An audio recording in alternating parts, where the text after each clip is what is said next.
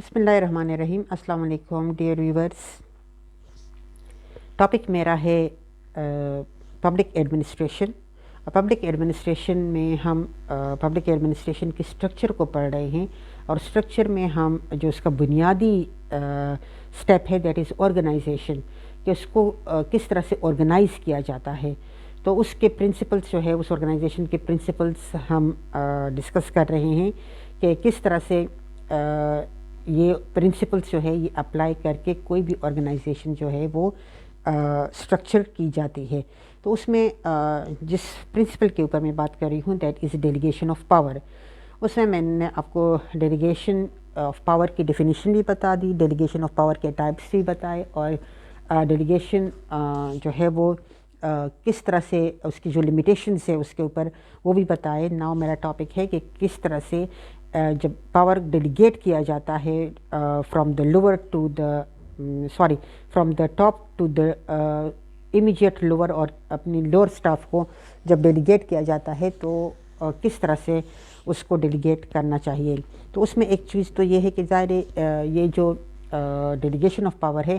It should be in written form and specific, یعنی اس میں کسی قسم کی کوئی ایمبیگوٹی نہیں ہونی چاہیے کہ نہ باس جو ہے وہ کنفیوز ہو بعد میں، اور نہ ہی سبارڈینیٹ جس کو اتھارٹی ڈیلیگیٹ کی جا رہی ہے نہ ہی وہ کنفیوزڈ ہو. کلیئرلی اس کے جو لمیٹیشنز ہے وہ اس کو بتانی چاہیے، اور کلیئرلی اس کو اس کا جاب ڈسکرپشن جو ہے وہ بتانا چاہیے تاکہ کسی قسم کی کوئی کنفیوژن جو ہے وہ نہ ہو. پھر اس کے بعد ہم دیکھتے ہیں کہ جو بھی ہر پوزیشن کے لیے جو رسپانسبلٹیز ہوتی ہے وہ کلیئرلی اس کو اسپیلڈ آؤٹ کرنا چاہیے. یعنی اگر آپ اتھارٹی جو ہے وہ جس طرح سے ہم دیکھتے ہیں کہ ایک سیکٹری ہوتا ہے، اور پھر جو ہے وہ جوائنٹ سے ایڈیشنل سیکٹری اور جوائنٹ سیکٹری اور اس قسم کے جو لوگ ہوتے ہیں، تو ایکچوئل اتھارٹی جو ہے وہ سیکٹری کی ہوتی ہے جو وہ دوسرے اپنے ساتھ کام کرنے والوں کو ڈیلیگیٹ کرتا رہتا ہے. تو اسی لیے اس کے بارے میں جو ہے وہ پوری طرح سے آگہی جو ہے وہ ہونی چاہیے، اور جس کے ذریعے سے جس پوزیشن ہولڈر کے ذریعے سے کام کیا جاتا ہے اسی حوالے سے اس کو اتنا ٹاسک دینا چاہیے اور اتنی اتھارٹی جو ہے وہ اس کو دینی چاہیے. پھر اتھارٹی جیسے ہم نے پہلے کہا کہ it should be according to the competence of the subordinate, جس کو کام دیا جا رہا ہے اس کی کمپیٹنس کو بھی دیکھنا چاہیے، اس کی کیپیبلٹیز کو بھی دیکھنا چاہیے کہ وہ اتنا کام کر سکتا ہے یا نہیں کر سکتا. کسی کے اوپر اتنا کام ڈالنا یا اس نیچر کا کام ڈالنا جو اصل میں وہ بندہ نہیں کر پاتا، یہ پرابلم کریٹ کرنے والی بات ہو جاتی ہے. اسی لیے ضروری ہے کہ اتھارٹی جو ہے وہ ان لوگوں کو ڈیلیگیٹ کی جائے، اور کوئی بھی ٹاسک جب کسی کو دی جاتی ہے، بیکاز کسی بھی انسٹیٹیوشن میں ملٹی ڈائمینشنل ٹاسکس ہوتے ہیں، تو اس میں مختلف سٹاف ہوتا ہے، تو ہر سٹاف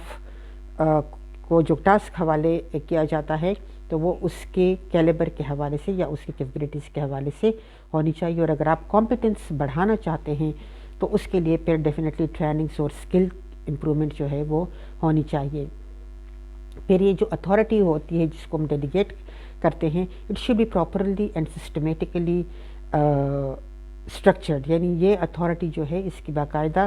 سسٹمیٹک اس کا ریکارڈ ہونا چاہیے، اور اس کو سسٹمیٹیکلی ایکسرسائز جو ہے وہ کرنی چاہیے. اس کا اپنا کوئی ٹائم فریم ہونا چاہیے کہ کس ٹائم میں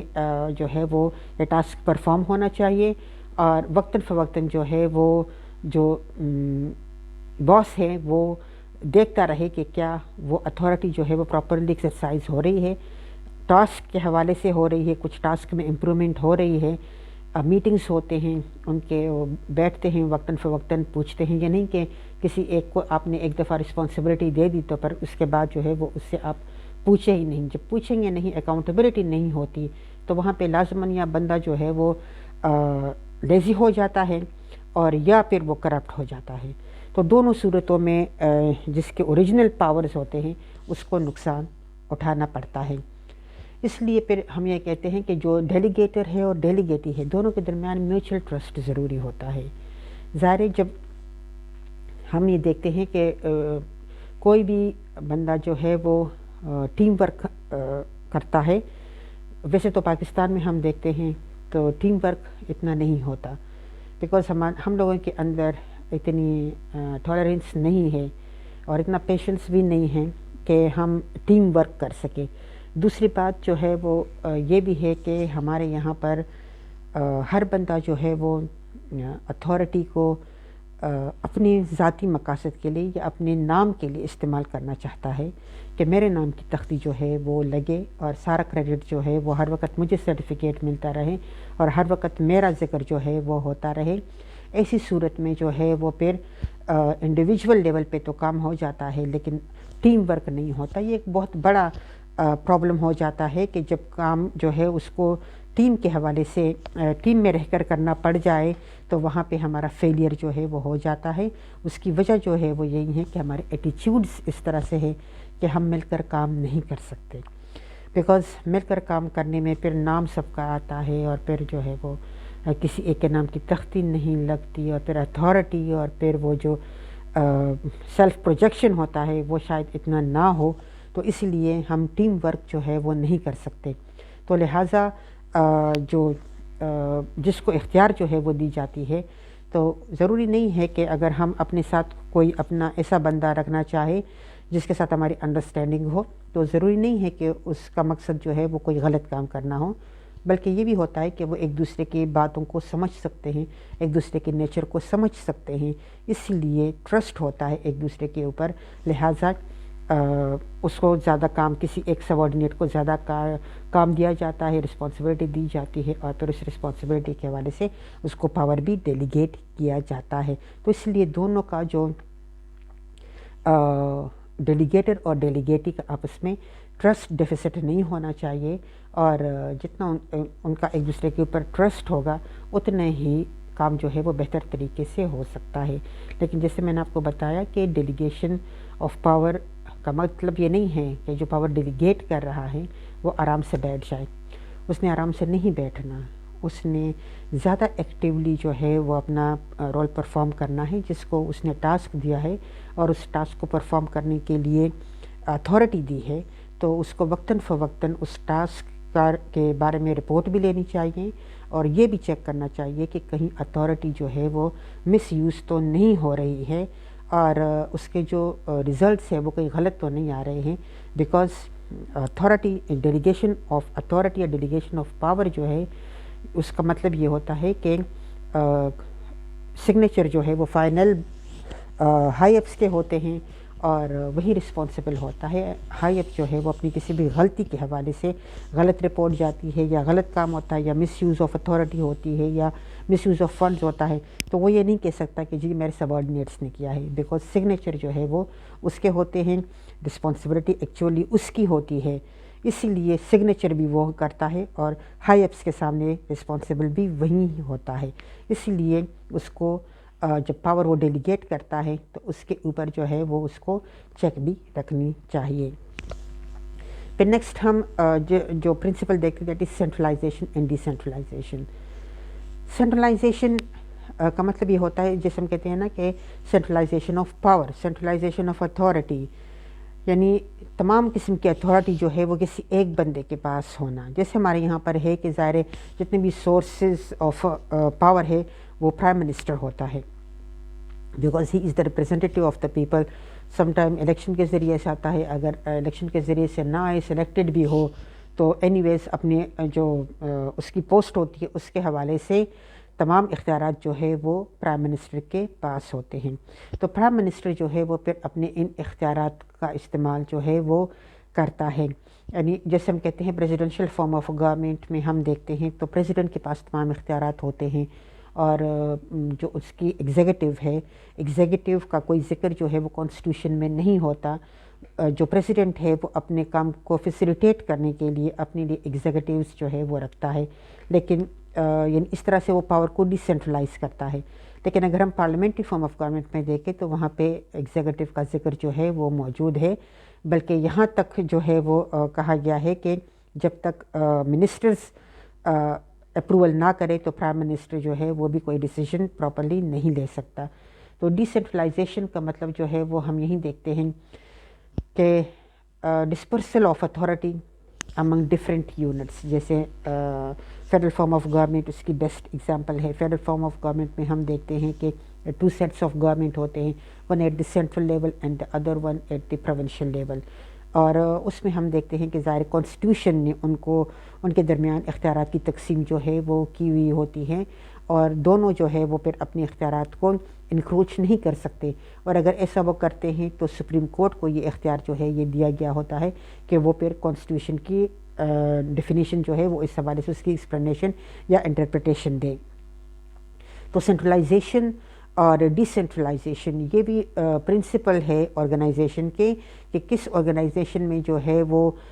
پاور سینٹرلائزیشن آف پاور ہے اور کہاں پر ڈی سینٹرلائزیشن آف اتھارٹی ہے. یعنی ظاہر ہے جیسے میں نے آپ کو فیڈرل فارم آف گورنمنٹ کے example they the, unitary form of government میں ہم دیکھتے ہیں تو یونٹری فارم آف گورنمنٹ میں بھی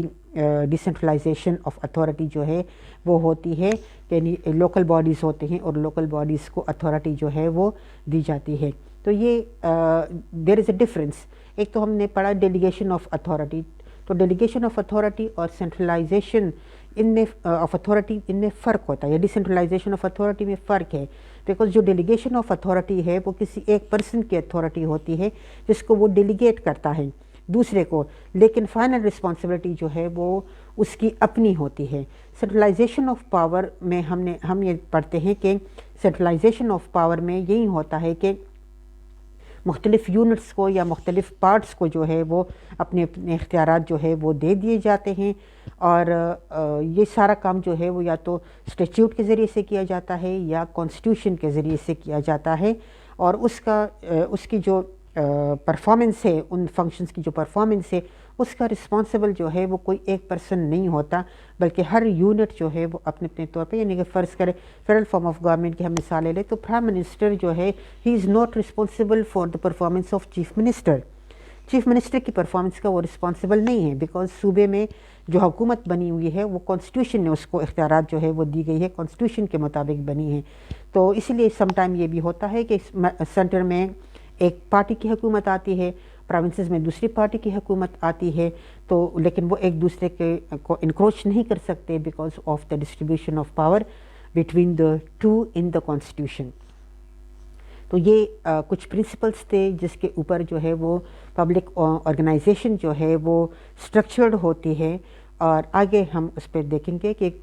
ظاہر اس میں پلاننگ ہوتی ہے اور اس میں رپورٹنگ یا ڈائریکٹنگ اور یہ ساری ایکٹیویٹیز جو ہے وہ اس میں ہوتی ہے. تو یہ ہمیں ہیلپ کرے گی انڈرسٹینڈ کرنے میں کہ کوئی انسٹیٹیوشن جو ہے وہ کس طرح سے کام کرتا ہے, جن کو ہم الیکٹ کرتے ہیں ان لوگوں کا ایکچولی کام کیا ہوتا ہے, اور اگر ہم کسی نااہل کو یا کسی ان ایجوکیٹڈ پرسن کو یا کسی کریکٹر لیس پرسن کو ہم یا کیپیبل پرسن نہ ہوں اور ہم ان کا انتخاب جو ہے وہ کر لیتے ہیں اور آگے جا کر وہ منسٹر بن جاتے ہیں, تو پھر ظاہر ہے وہ خود کام نہیں کر سکتے, ان کی ساری اتھارٹی جو ہے وہ سیکٹریز لے لیتے ہیں, اور پھر سیکٹریز میں ہم کہتے ہیں کہ بیوروکریسی جو ہے وہ اسٹرانگ ہو جاتی ہے. تو بیوروکریسی, سول بیوروکریسی جو ہے وہ اس وقت اسٹرانگ ہو جاتی ہے جب ان کے پولیٹیکل باسز جو ہے وہ یا تو انکیپیبل ہو, نالائق ہو, پڑھے لکھے نہ ہو, یا پھر وہ کرپٹ ہو, ان کو استعمال کرے اپنے مقاصد کے لیے, تو وہ ایک کام ان کا کرتے ہیں 10 کام اپنا نکال لیتے ہیں. لیکن اگر ان کی اکاؤنٹیبلٹی ہو اور ان کا پولیٹیکل باس جو ہے وہ آنیسٹ آدمی ہو اور ان کو صحیح طریقے سے ان سے کام لے, خود بھی صحیح طریقے سے کام کرے اور ان کو بھی صحیح طریقے سے کام ان کے بھی اکاؤنٹیبلٹی ہو, تو پھر کوئی وجہ نہیں ہے کہ گڈ گورننس جو ہے وہ نہیں ہو سکتی. پوری دنیا میں یہی اسٹرکچر جو ہے یہ چل رہا ہے, ہمارے یہاں پر بھی اسٹرکچر جو ہے وہ یہی موجود ہے, لیکن اسٹرکچر کو چلانے والے لوگ جو ہے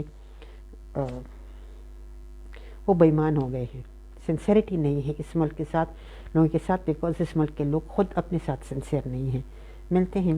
نیکسٹ ٹاپک کے ساتھ, تب تک کے لیے اللہ حافظ.